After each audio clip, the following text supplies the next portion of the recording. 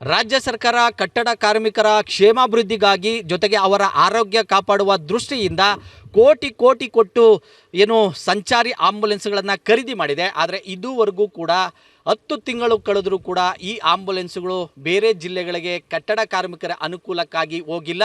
ನಾನು ದೃಶ್ಯಗಳಲ್ಲಿ ಕೂಡ ತೋರಿಸ್ತಾ ಹೋಗ್ತೇನೆ. ನಾನೀಗ ಬೆಂಗಳೂರು ಗ್ರಾಮಾಂತರ ಜಿಲ್ಲೆ ದೊಡ್ಡಬಳ್ಳಾಪುರ ಹೊರವಲಯದ ಕಾರ್ಮಿಕ ಕಟ್ಟಡ ಸಮುಚ್ಚಾಲಯದ ಆವರಣದಲ್ಲಿ ನಾವು ನೋಡ್ಬೋದು. ಈಗಾಗಲೇ 10 ತಿಂಗಳ ಹಿಂದೆ ಇದೇ ಒಂದು ಕಟ್ಟಡ ಸಮುಚ್ಚಾಲಯನ ಉದ್ಘಾಟನೆ ಮಾಡುವಂತಹ ಸಂದರ್ಭದಲ್ಲಿ ಸಂತೋಷ್ ಲಾಡ್ ಅವರು ಬಂದು ಈ ಒಂದು 30 ಆಂಬುಲೆನ್ಸ್ಗಳನ್ನು ಕೂಡ ಇಲ್ಲಿಗೆ ತೆಗೆದುಕೊಂಡು ಬರಲಾಯಿತು. ಜೊತೆಗೆ ಈ ಒಂದು ಏನು ಶ್ರಮಿಕ್ ಸಂಜೀವಿನಿ ಅಂತಕ್ಕಂಥ ಮೊಬೈಲ್ ಕ್ಲಿನಿಕ್ ಯೂನಿಟನ್ನು ಅಂದರೆ ಸಂಚಾರಿ ಯೂನಿಟ್ಗಳನ್ನು ಪ್ರತಿಯೊಂದು ಜಿಲ್ಲೆಗಳಿಗೂ ಎಲ್ಲಿ ಕಟ್ಟಡ ಕಾರ್ಮಿಕರು ಹೆಚ್ಚಾಗಿರ್ತಾರೆ ಅಂಥ ಕಟ್ಟಡ ಕಾರ್ಮಿಕರ ಕ್ಷೇಮಾಭಿವೃದ್ಧಿ ಆರೋಗ್ಯವನ್ನು ಒಂದು ತಪಾಸಣೆ ಮಾಡೋದಕ್ಕೋಸ್ಕರ ಈ ಒಂದು ಸಂಚಾರಿ ಒಂದು ಕ್ಲಿನಿಕ್ ಏನಿದೆ ಯೂನಿಟ್ ಏನಿದೆ ಈ ಒಂದು ಆಂಬುಲೆನ್ಸ್ಗಳನ್ನು ಖರೀದಿ ಮಾಡಲಾಯಿತು. ಸುಮಾರು ಕೋಟಿ ಮೌಲ್ಯದ ಸುಮಾರು 35 ಆಂಬುಲೆನ್ಸ್ಗಳನ್ನು ಈಗಾಗಲೇ ರಾಜ್ಯ ಸರ್ಕಾರ ಖರೀದಿ ಮಾಡಿದೆ. ಆದರೆ 10 ತಿಂಗಳು ಕಳೆದರೂ ನಿಂತಲ್ಲೇ ನಿಂತಿದೆ. ಜೊತೆಗೆ ನಿಂತಲ್ಲಿ ಬಿಸಿಲಿನಲ್ಲಿ ಒಣಗ್ತಾ ಇದೆ. ಜೊತೆಗೆ ಧೂಳು ತುಂಬಿ ತುಕ್ಕಿಡಿಯುವಂತಹ ಪರಿಸ್ಥಿತಿ ನಿರ್ಮಾಣ ಆಗಿದೆ. ನೀವು ನೋಡ್ಬೋದು ಈಗಾಗಲೇ ದೃಶ್ಯಗಳಲ್ಲಿ.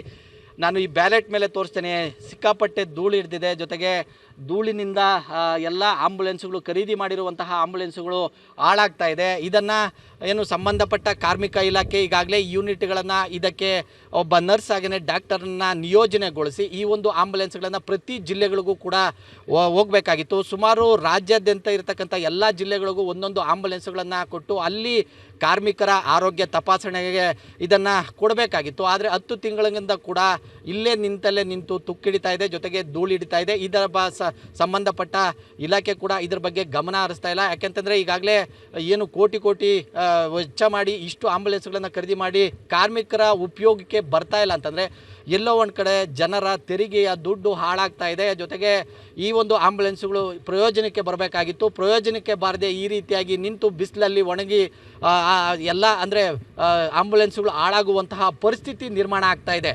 ಒಟ್ಟಾರೆಯಾಗಿ ಏನು ಕೋಟಿ ವೆಚ್ಚವನ್ನು ಹಾಕಿ ಕಾರ್ಮಿಕ ಇಲಾಖೆಯಿಂದ ಈ ಒಂದು 35 ಆಂಬುಲೆನ್ಸ್ಗಳನ್ನು ಖರೀದಿ ಮಾಡಿ ಪ್ರತಿಯೊಂದು ಜಿಲ್ಲೆಗೆ ಹೋಗಬೇಕಾಗಿತ್ತು. ಆದರೆ ಇದುವರೆಗೂ ಇದರ ಟೆಂಡರ್ ಪ್ರಕ್ರಿಯೆ ಆಗಿಲ್ಲ. ಜೊತೆಗೆ ಇದನ್ನು ಜಿಲ್ಲೆಗಳಿಗೆ ಕಳಿಸ್ಕೊಡುವ ಪ್ರಕ್ರಿಯೆ ಆಗಿಲ್ಲ. ಹಾಗಾಗಿ ಈ ಒಂದು ಸಂಬಂಧಪಟ್ಟಂತೆ ಸಾಕಷ್ಟು ಕಾರ್ಮಿಕರ ಆಕ್ರೋಶಕ್ಕೂ ಕೂಡ ಕಾರಣ ಆಗ್ತಾ ಇದೆ. ಕ್ಯಾಮ್ರಾಮನ್ ಮೋನಿಗೌಡ ಜೊತೆ ಮಂಜುನಾಥ್ ದಿನ್ನೂರು, ರಿಪಬ್ಲಿಕ್ ಕನ್ನಡ, ದೊಡ್ಡಬಳ್ಳಾಪುರ.